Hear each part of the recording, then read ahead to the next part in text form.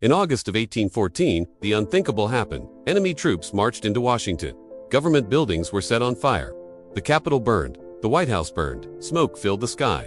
And for a moment, it looked like the United States might not survive. But what most people did not know was that thousands of miles away, in a quiet European city, a secret negotiation was already underway. A negotiation that would decide the fate of America and end the war forever. To understand how close America came to losing everything, you need to go back to the beginning. The War of 1812 started with frustration. The young United States was trying to prove itself as a true independent nation. But Britain, the most powerful empire in the world, still treated it like a former colony. British ships stopped American vessels at sea. They forced American sailors into British service. Americans called it impressment. To them, it was an insult and a violation of their freedom. At the same time, Britain supported Native American resistance against American expansion on the frontier. Tensions grew, and in June of 1812, the United States declared war. Many Americans believed it would be quick. They were wrong. The war dragged on for 2 years. Neither side could win a decisive victory. American invasions of Canada failed. British blockades crushed American trade. Cities were attacked. Families lived in fear. And then came August 1814. British forces landed near Washington. D.C. American troops tried to defend the capital, but they were outnumbered and unprepared. Government officials fled. President James Madison himself had to escape. British soldiers entered the city. They burned the Capitol. They burned the White House. They burned government buildings that symbolized American independence. For Americans, it was humiliating. It felt like the country was losing the war. If you enjoyed this fact so far, leave a like so I can bring more stories like this. But while Washington was burning, something else was happening across the Atlantic Ocean. In the city of Ghent, in modern-day Belgium, American and British diplomats were sitting down face to face. They were trying to end the war. Peace talks had started quietly in August 1814. Neither side trusted the other. Britain believed it had the advantage. America feared losing territory. The American delegation included John Quincy Adams, who would later become president. He understood the stakes. If America lost too much, its future would be in danger. The negotiations were slow, tense, frustrating.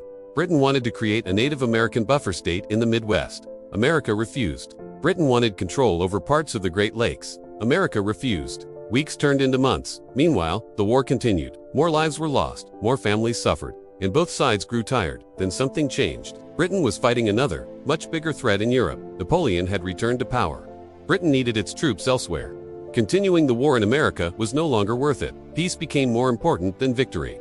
Finally, on December 24, 1814, the two sides reached an agreement. They signed what became known as the Treaty of Ghent. The treaty was surprisingly simple. No land changed hands. No side claimed victory.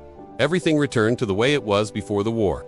It was called status quo ante bellum, the state of things before the war. It may not sound dramatic, but it was everything America needed. The United States survived. Its independence remained intact. Its territory remained whole. Its future remained possible. Comment which fact surprised you the most so far. But here is where the story becomes even more incredible. Because of slow communication, news of the treaty took weeks to reach America. And during that time, one of the most famous battles in American history was fought, the Battle of New Orleans. In January 1815, American forces led by Andrew Jackson defeated a powerful British army. It became a legendary victory. Americans celebrated. They believed they had won the war, but in reality, the war had already ended. The treaty had already been signed. The fighting just had not stopped yet. When news of the treaty finally reached Washington, everything changed. The war was officially over. The fear was over. The uncertainty was over. America had survived its greatest test since independence. The country began to rebuild. The White House was rebuilt. The Capitol was rebuilt. But something more important had changed: America's identity. Before the war, many countries saw the United States as weak. After the war, they saw something different: a nation that could survive. A nation that could stand on its own. A nation that could not be easily destroyed. The Treaty of Ghent did not create dramatic borders. It did not produce a clear winner, but it gave America something far more valuable: time. Time to grow, time to strengthen, time to become what it would eventually become, one of the most powerful nations in the world. And it all happened in a quiet room, far away from the battlefield. No fire, no gunshots, just signatures on paper. If you want to see more stories like this, make sure to subscribe so you do not miss the next video, because sometimes, the moments that shape history happen in silence, and their impact lasts forever.